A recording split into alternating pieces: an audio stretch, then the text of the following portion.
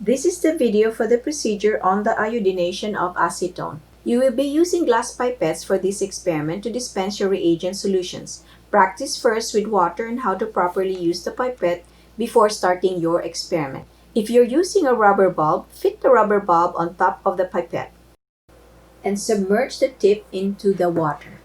Now gently relax the rubber bulb to suck fluid up into the pipette. Do not allow fluid to rise all the way into the rubber bulb.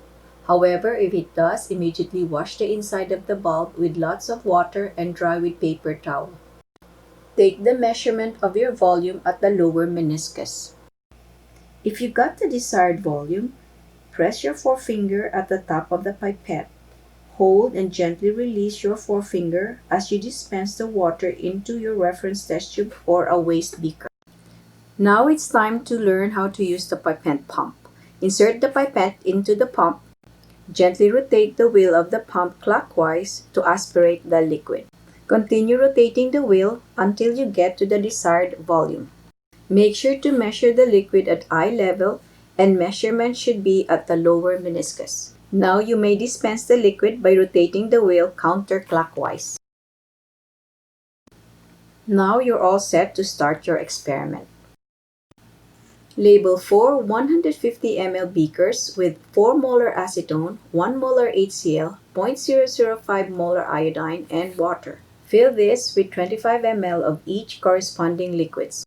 Make sure to cover beakers for acetone and iodine with watch glass. Then label all 5 medium test tubes from 1 to 4 and R as the reference tube.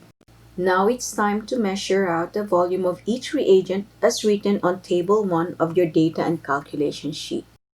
Measure the solutions using the pipette pump to aspirate each reagent into test tube 1. Always remember to measure the volume at eye level and at the lower meniscus. Dispense this in the first test tube.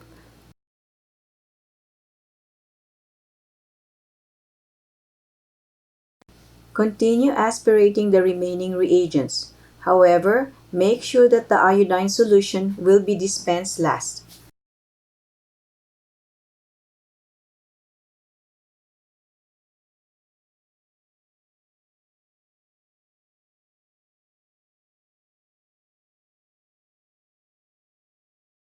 Again, as you measure the volume, make sure to measure at eye level and at the lower meniscus.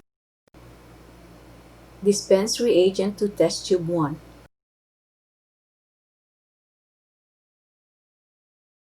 Now it's time to aspirate the iodine solution.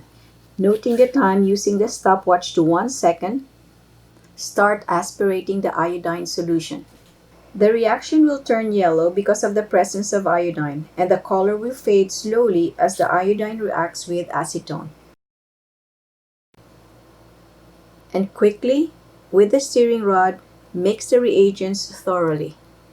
Don't forget to turn on the stopwatch to record the time. Continue observing the color change.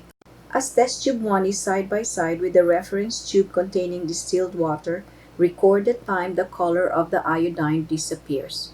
Notate the temperature of the mixture using your digital thermometer. Repeat the procedure for test tubes 2, 3, and 4 while basing the volumes from Table 1.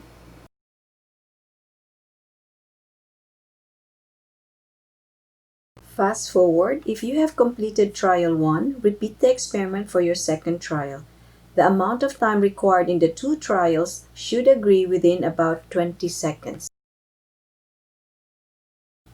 Remember, the rate of reaction equals the initial concentration of iodine in the reaction mixture divided by the elapsed time.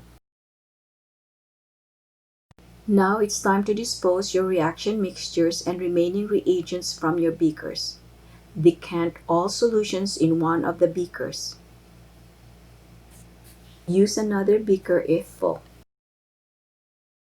Dispose all waste solutions from this experiment into the labeled waste bottle inside the fume hood. Decant these solutions carefully.